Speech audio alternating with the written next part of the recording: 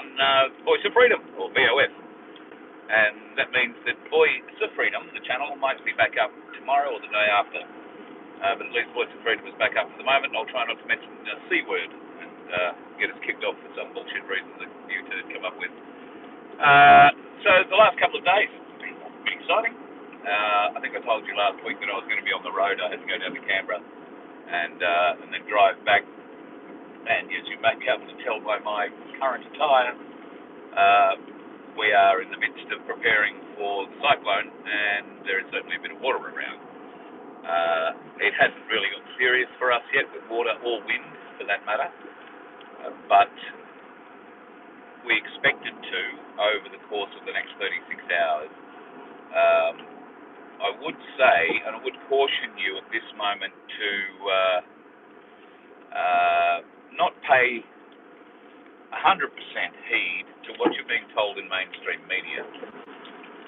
Now, I know that's a pretty stupid thing, but if you go and check what you're being told in mainstream media against, windy.com would be a good example. You can check the wind speeds of this thing at various different points in its spiral, and we are likely to be caught in the southern quarter of that, which is the most rain-filled, densely rain-filled part of it. And that's going to mean that we are supposedly, according to the Bureau, going to get anywhere between 600 millimetres and a metre of rain. However, if you look at windy.com and you go through and forward on the projections to Thursday morning, Friday, the most amount of rain that we're predicted to get is about 34 millimetres at about 4:30 on Friday morning. Now, yes, all this can change, and once the thing turns into a rain depression, it could stay around for quite some time. There's a lot of energy in this storm, and the fact is it's got a 1,000-kilometre front. So a lot of northern New South Wales is going to cop this, particularly the heavy rain, and I'm thinking of Lismore and those people down in the northern rivers who I know are getting ready. And I drove through it yesterday. There was pockets of rain today where you had to slow down to at least the speed limit. No, I was towing a very large trailer, so I wasn't doing any speed records.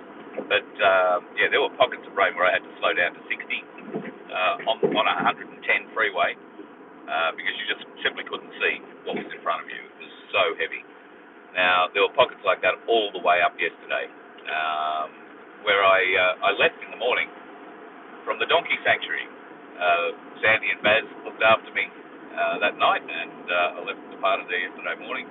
I did shoot a bit of a story with Sandy, and because of what's going on here at the moment and setting up, I've had to pull my camp down pretty much completely. I'm going to be moving the bus because there's a rather unfriendly gum tree that's located near the back of me, so I'll be moving the bus to somewhere that doesn't have gum tree shading, and we'll do that tomorrow. There will be a show tonight. We just wanted to let you know there will be a show tonight. Donald Trump has finished speaking in the last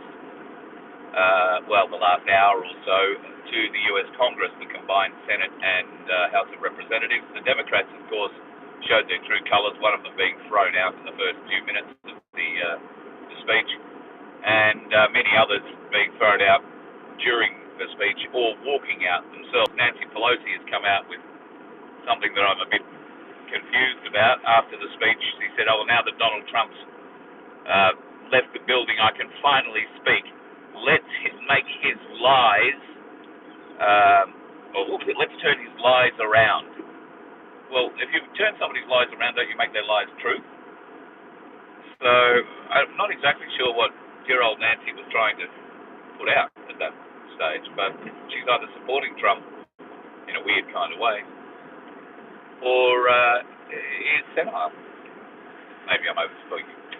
All right, folks, I am driving, so I can't reach comments, and I only wanted to just test and see that VoF was back up and running, and it doesn't look like any of you are having sound problems.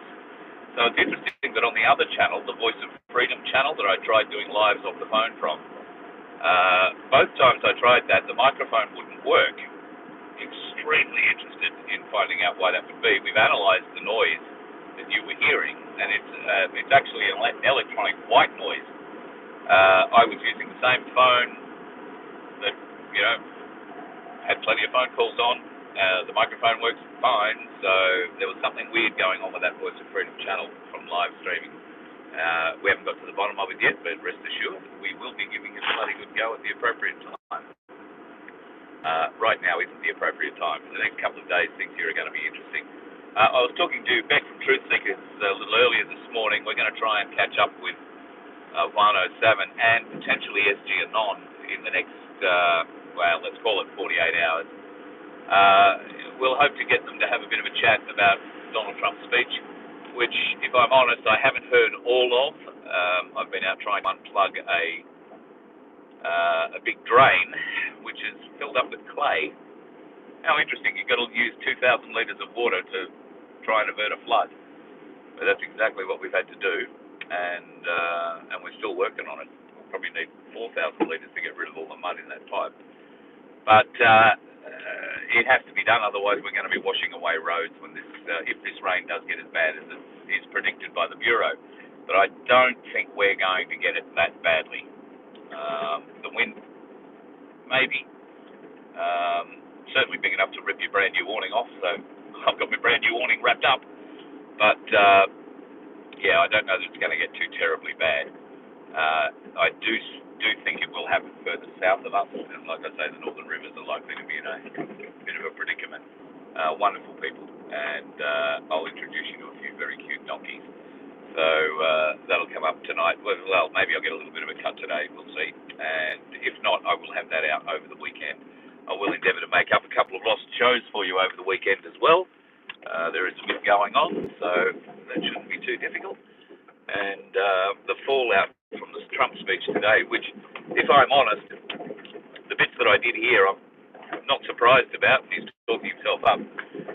But it certainly wasn't the revelations that many were expecting, including myself. March the 4th being the true date for a president to be inaugurated and all that sort of thing. I heard him mention at one stage Eisenhower, who was the 33rd president and last one to be inaugurated on March the 4th. 33rd, interesting number. And, trailer, sorry, we're opening and closing gates around here. Interesting times. We'll talk more about it tonight at 6:30. Be safe wherever you are. If you are on the southeast Queensland coast or inland from it a little bit, then batten down the hatches, folks. Anything that you've got outside that can be picked up and blown around, try and put it somewhere where it can't be picked up and blown around. You might save a few windows. All right, folks, talk to you tonight. Be safe on the roads. There are plenty of dickheads.